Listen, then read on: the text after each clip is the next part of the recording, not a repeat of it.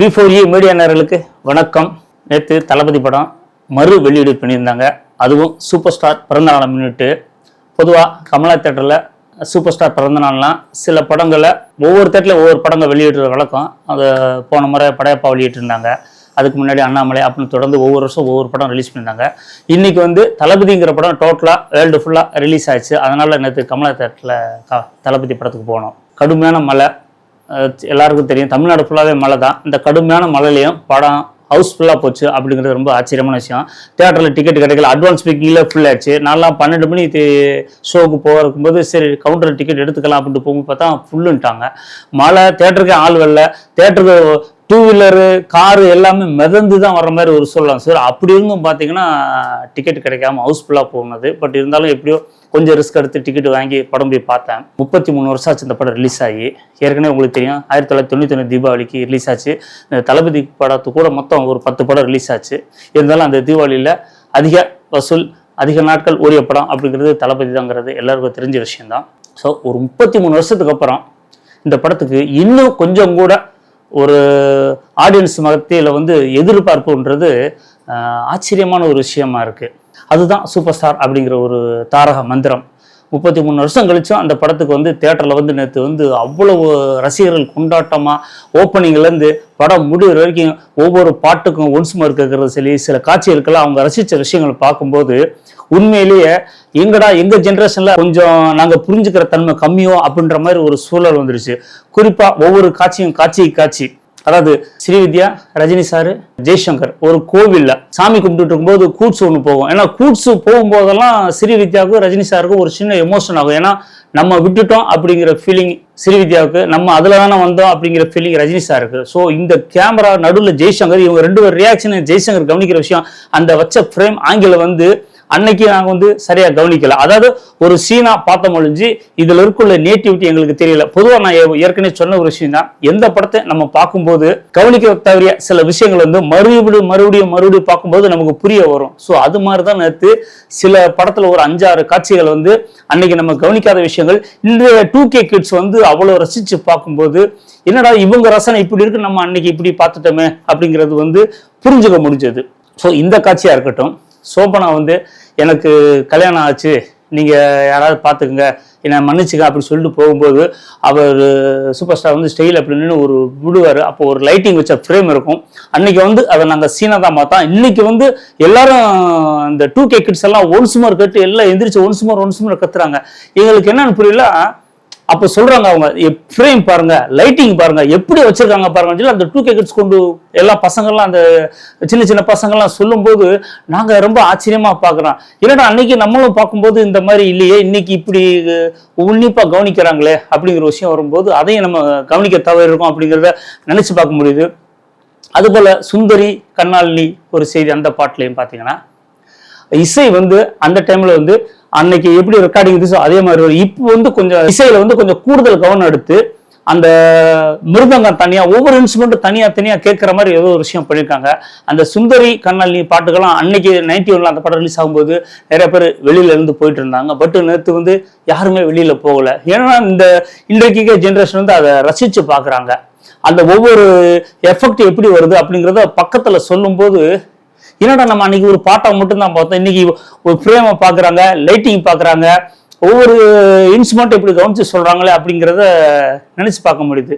அதே மாதிரி காட்டுக்குயில் மனசுக்குள்ள அந்த பாட்டுக்கு வந்து அந்த பாட்டு வரும்போது வந்து எல்லாரும் பாட்டு முடிஞ்சுன்னு எல்லாரும் ஒன்ஸ்மோர் கட்டு எல்லாம் ஸ்கிரீன் எழுதிட்டாங்க.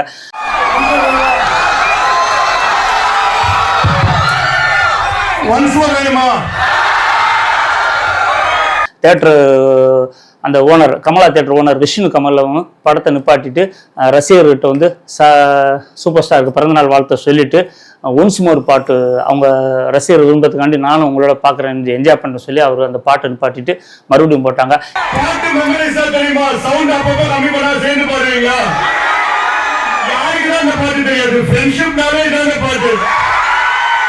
இதுல இன்னொரு கவனிக்க வேண்டிய விஷயம் என்ன கேட்டீங்கன்னா, அந்த பாட்டு பாடும்போது சில இடங்களை மீட் பண்ணிடுவாங்க. அப்போ வந்து தியேட்டருக்கு ஆடியன்ஸ் எல்லாம் அந்த விட்ட வரையை இவங்க கோரஸா பாடுறது வந்து ரொம்ப நல்லா அந்த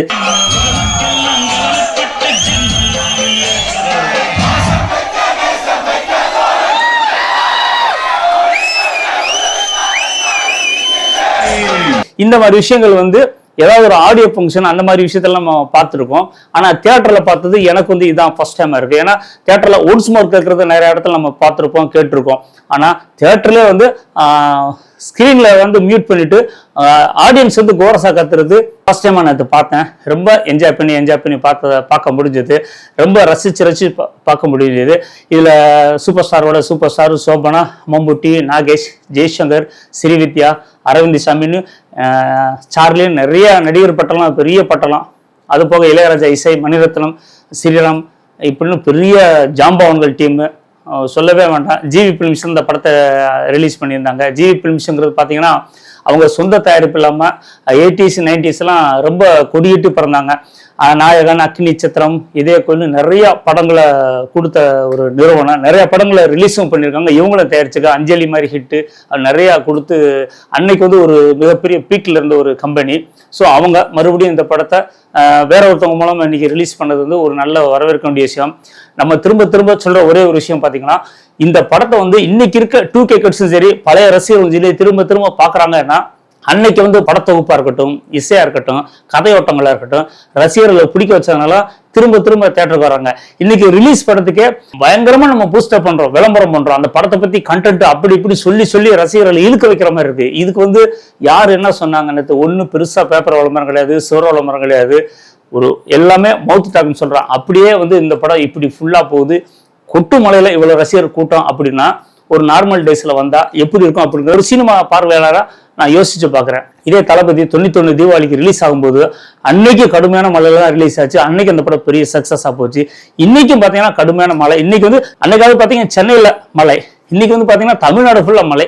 இந்த கடுமையான மழையிலையும் தமிழ்நாடு முள்ள உலகம் பூரா ரிலீஸ் ஆகி ரசிகர்கிட்ட நல்ல ஒரு வரவேற்பை போட்டு இந்த படம் மக்கள் கொண்டாடிட்டு இருக்காங்க அப்படிங்கிறத ஒரு சினிமா பார்வையாளனா ஒரு பதிவை சொல்ல விரும்புகிறேன். சினிமா வந்து இன்னைக்கு வந்து ரொம்ப மக்களுக்கு வந்து ஒரு எளிதான விஷயம் போச்சு. என்ன காரணம் கேட்டிங்கன்னா, இப்போ படம் ரிலீஸ் ஆகும்போது பார்த்தீங்கன்னா உங்களுக்கு ரிலீஸ் அன்னைக்கே பார்த்தீங்கன்னா 1000 ஸ்கிரீனு, 1300 ஸ்கிரீனு, மினிமம் ஒரு பெரிய நடிகர்கள் படம் நாம 700 ஸ்கிரீனுக்கு மேலே தான் ரிலீஸ் ஆகுது. அப்போ வந்து படம் பார்க்குறவங்களுக்கு ரொம்ப எளிதாகுது. எல்லாருக்கும் புரியுற மாதிரி சொல்லணும்னா அந்தந்த ஏரியாவில் வந்து பார்த்தா இப்போ மதுரை அப்படின்னு எடுத்துக்கிட்டீங்கன்னா சூப்பர் தேட்டரில் படம் ரிலீஸ் ஆனால் மற்ற பக்கத்தில் இருக்க தேட்டரில் ரிலீஸ் ஆகாது. அபிராம் தேட்டர் ரிலீஸ் ஆனால் அது பக்கத்தில் ரிலீஸ் ஆகாது. இப்போ நம்ம சென்னை எடுத்துக்கினா கமலா தேட்டர்னா உதயம், SSR பங்கஜம், அப்புறம் இந்த ஃபோரமல், காசி இந்த மாதிரி தேட்டர் ரிலீஸ் ஆகுது. ஒரே ஒரு தேட்டர் தான் ரிலீஸ் ஆகும். ஆனால் இன்னைக்கு வந்து எல்லா இடத்துல ரிலீஸ் ஆகுன்ற விஷயங்கள் வந்து அன்னைக்கு வந்து அப்படி கிடையாது. தளபதி படம் வந்து 5-6 தேட்டர் தான் ரிலீஸ் ஆச்சு. ஆல்பர்ட்டை விட்டா அப்புறம் இங்கே நாங்கள் கமலா தேட்டரு இப்படித்தான் ரொம்ப லாங்கா பார்க்க வேண்டியது. அன்னைக்கெல்லாம் சினிமா பார்க்கறது அவ்வளோ எளிதான விஷயம் இல்லை. டிக்கெட் கிடைக்கிறது மிகப்பெரிய ஒரு சவாலான விஷயமா இருந்தது. அதுவும் தளபதி படத்துக்கெல்லாம் பார்த்தீங்கன்னா அன்னைக்கு சென்னையில் சினிமா அப்படின்னு பார்த்தீங்கன்னா ரிசர்வேஷன் பார்த்தீங்கன்னா ஒரு வாரத்துக்கு தான் டிக்கெட் கொடுப்பாங்க. ஸோ சனிக்கிழமை டிக்கெட் கொடுப்பாங்க, ஞாயிற்றுக்கிழமை டிக்கெட்டை மட்டும் விட்டுட்டு மற்ற நாள்லாம் கொடுப்பாங்க. ஞாயிற்றுக்கிழமை வந்து முக்கியஸ்தர்களுக்குன்னு எல்லா தேட்டர்லையுமே ஒதுக்கிடுவாங்க. ஆனால் தளபதி படத்துக்கு அப்படி கிடையாது. எல்லா நாளும் முக்கியஸ்தர்களுக்கு டிக்கெட்டை ஒதுக்கிட்டாங்க. எங்களுக்கெல்லாம் டிக்கெட் கிடைக்கிறது அவ்வளோ பெரிய குதிரை கொம்பா இருந்தது. நானும் அந்த படம் பார்க்க வேலூர் லட்சுமி தேட்டரில் போய் பார்த்தேன். ரொம்ப மற்ற எந்த இடத்துலையும் டிக்கெட் கிடைக்கிறது பெரிய விஷயமா இருந்தது. அதுவும் ஆல்பர்ட் தேட்டர்லாம் 3 மாசத்துக்கு படம் ஃபுல்லு அப்படின்னு போட்டு மற்ற எல்லா படங்களுக்கு பார்த்தீங்கன்னா ஒரு போர்டு வச்சிருப்பாங்க. அதில் போர்டில் வந்து 7 நாளாக மென்ஷன் பண்ணி வச்சிருப்பாங்க. இதில் வந்து பார்த்தீங்கன்னா செவுத்துல பெயிண்டிங்கில் டேட்டை போட்டு மென்ஷன் பண்ணி 3 மாசம் ஃபுல்லுன்னு போட்டாங்க.